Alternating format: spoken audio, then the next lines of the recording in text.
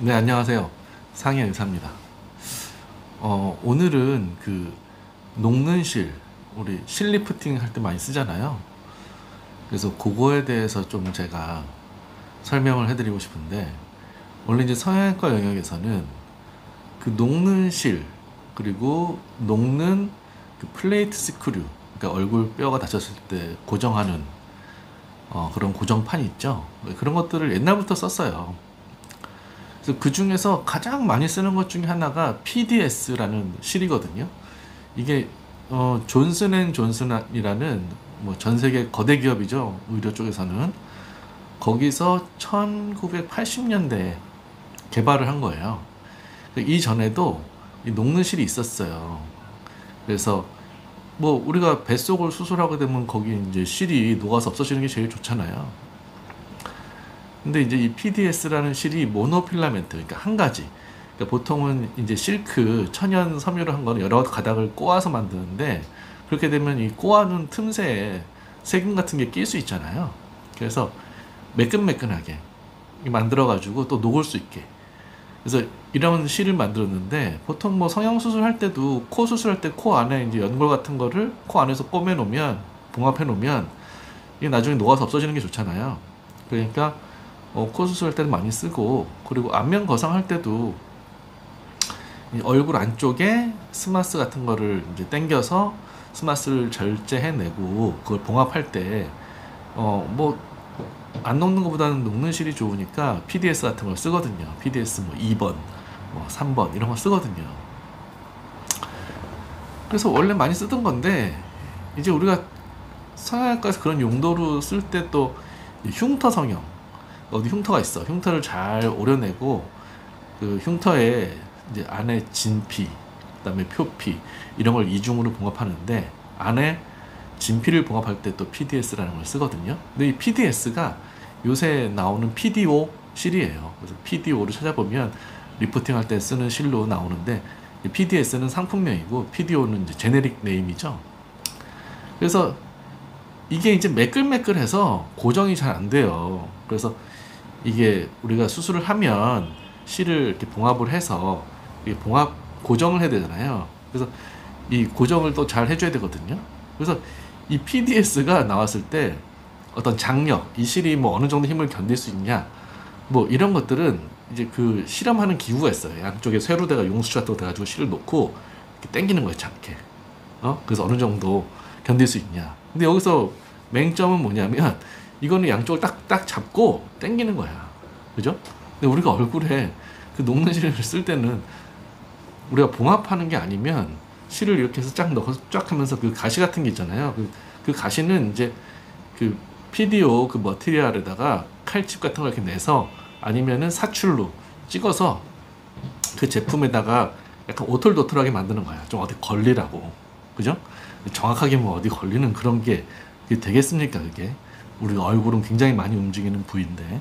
그래서 실제로 이 PDS라는 실이 녹는 기간 뭐 이런 걸 찾아보면 꽤 오래 걸리지만, 이게 얼굴을 당길 정도로 심하게 얼굴을 붙잡고 있을 수가 없어요.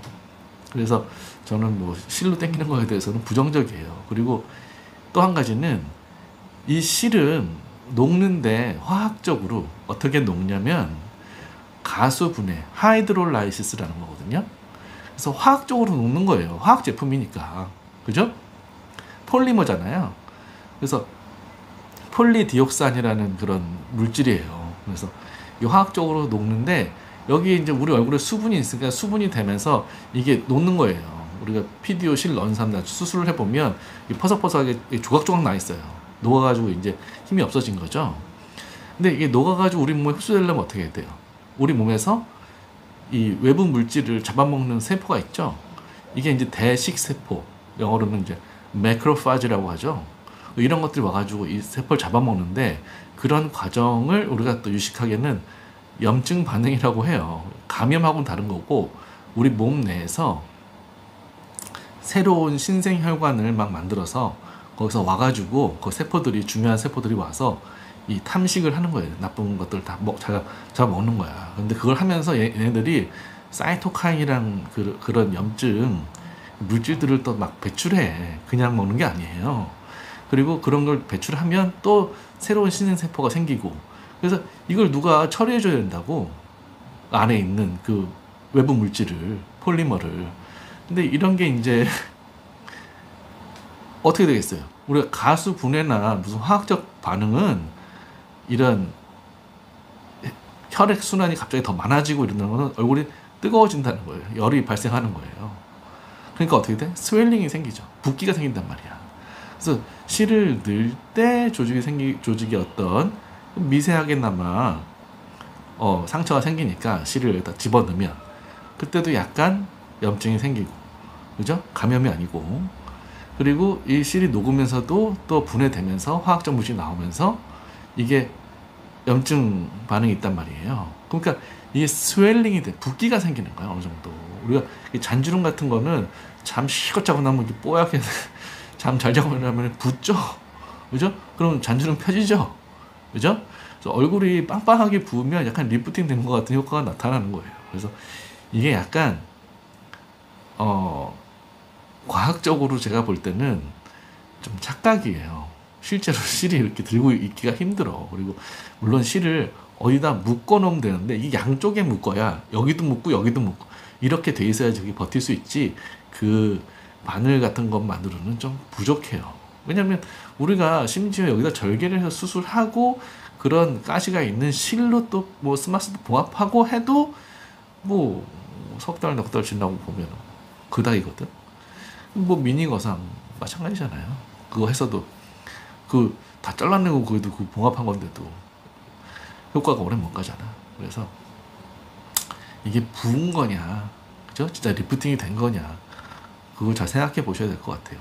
물광 주사하고 뭐 무슨 주사하고, 아니 뭐 그것도 다 이물질이 들어가잖아요, 얼굴 안에. 그러면 그게 그냥 뭐 하수구에 물 빠져서 그냥 들어가는 게 아니에요. 그 화학적으로 빠지는 거예요, 그죠? 세포 간에, 그죠? 그래서 하여튼간 우리가 과학의 시대니까 과학적으로 생각해 봤을 때는 저는 그게 물음표다, 그렇게 생각하고 싶습니다. 네.